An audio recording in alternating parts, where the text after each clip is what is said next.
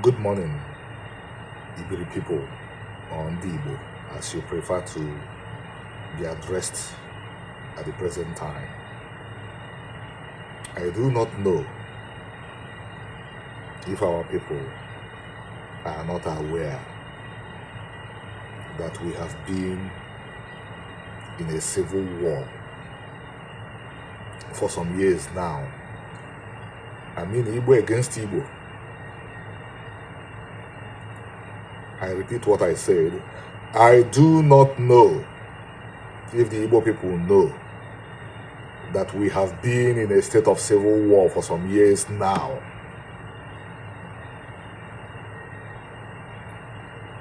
I do not want to go into the war that involves weapons of violence. I want to dwell on one that is ongoing now. It came to my attention a few days ago that two groups of Igbos are again at the necks of each other. One of the groups has found itself at odds with the Nigerian government, and the other group has started to attack it.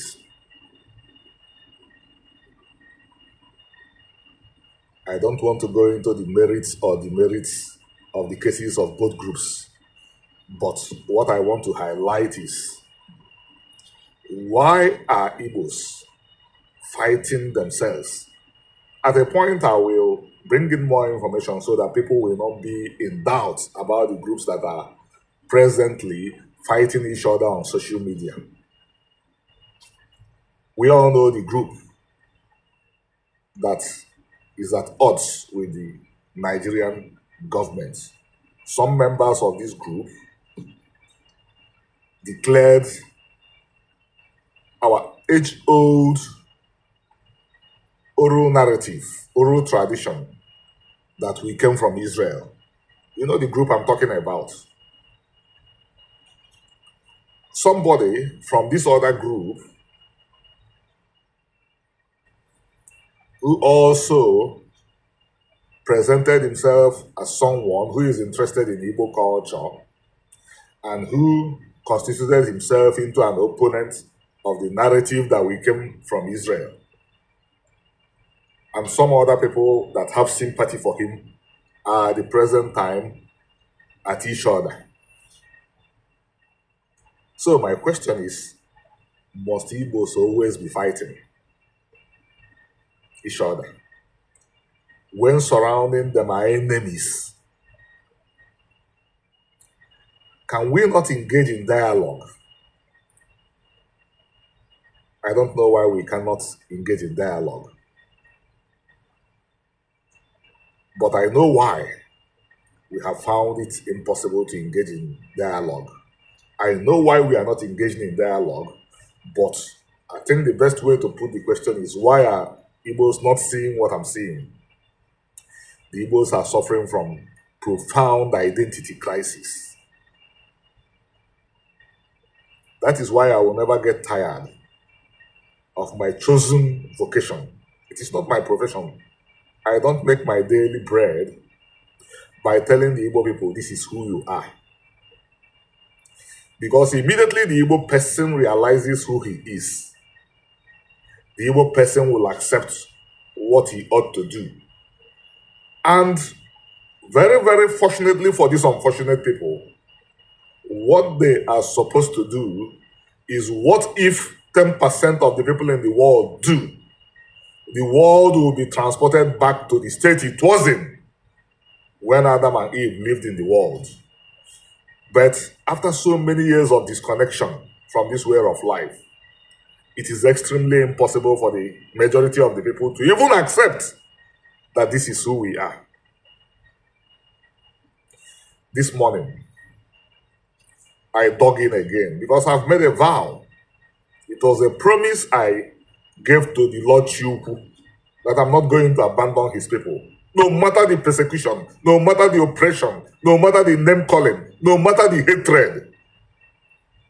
No matter the losses, no matter the threats, no matter the intimidation, I will keep telling the Igbo people, you are the Israelites.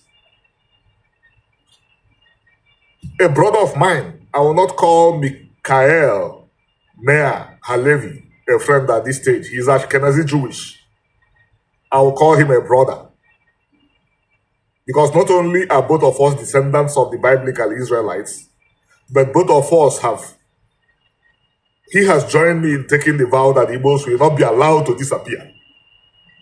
He submitted a few days ago that Igbo language is a tonal language, while Hebrew and other Semitic languages are not tonal. I know that this great researcher will go further, but I did not wait for him to go further. I went further myself, and what did I find? The so-called Semitic languages were also tonal. So at every turn, we are there to meet the dissenters. Because when I read that that Igbo is tonal and the Semitics we are not, this sort of diverged from the work I've done myself. I've written a book, a full-length book comparing Igbo and Hebrew languages, and what I found out is there for the whole world to see. But when I read this, it seemed to me to be saying that since this is tonal and this is not tonal, then what can the relationship be? Until I went and discovered that the language we call Hebrew today was tonal also before. Because I can question what I saw with my two eyes.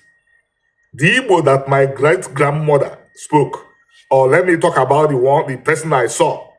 The Igbo that my grandmother spoke was Hebrew. She called light Urimmo, and that was what Moses and Aaron called light. I told my dear Israeli friend who said that light is Or, I told her, if light is not Urimmo to the Israeli today, then the Israeli is relying on modern Hebrew. The Israeli should rely on old Hebrew. And if the Israeli does not have access to old Hebrew, the Israeli should talk to the Igbos. The Igbos have access to old Hebrew. So the Igbo people, all these civil wars will cease. They will stop when you resume your mission. And you cannot resume your mission until you know who you are. You are Israelites. Israelites have a mission. Their mission is to lead the world in holiness. That is why you return the Nazirite tradition. By the way, I will give this a little mileage. Traditionally, every Igbo man and every Igbo woman is encouraged to take the Nazirite vows. Is it not laughable that some clowns say that Christians or Jews could have taught the Igbos the traditions of Israel? As far as I know, the Jews that remember the traditions of the Nazirites read it in the Bible. I'm not saying their ancestors did not do it. The ancestors of some of them ate in the same plate with the ancestors of the Igbos. So the Nazirite tradition is also their tradition, but they never practiced it outside the land of Israel. There is no evidence that they did. But the great-grandfather of the gentleman beating his chest, Nze, Ezanezugu, his Nazirite name was Nze, Ezanezugu. My grandfather, his name was Nze, Ezanezugu. Go figure it out. Nze is the word Nazirite. Before the Igbo society suffered genocide and went bust, if an Nze is approaching, a bell will be jangling from his waist to warn anybody committing any sin that a holy person is approaching. To warn anybody approaching that a holy person is approaching. If by chance you say an unholy thing in his presence, he levies a fine against you and you pay on the spot or you borrow money to pay. Men, women, we are encouraged to be Nazirites. My grandmother was a Nazirite. Mwazuano. The meaning of the name is, may God bless everybody with children. The same prayer that Abraham uttered over 4,000 years ago. At a stage, I had to inquire why Mwazuano was so holy. A woman who suffered the greatest trauma. 2 of her sons were lost in Biafra. But she spent the rest of her life practicing holiness. I wanted to know why this woman was so holy. We used to escape to her house because our mother was a hard taskmaster, always flogging us. So we used to go to Nne's house. Every morning after her daily chores, her morning chores, which is taking care of her goods and chickens, she was a very wealthy farmer. Nne will give us our breakfast and then bring out 4 hairpins and place them by the door and move into her farms. She was a workaholic. So I asked my mother, why wasn't they like this? Why wasn't they giving food to orphans, widows, and immigrants? Mama said, she took all the Nazarite vows that women will take. And somebody relying on dead Eurocentric theories will dare to tell me that Igbos did not come from Israel, so that Igbos will disappear. Not on my watch. Thank you.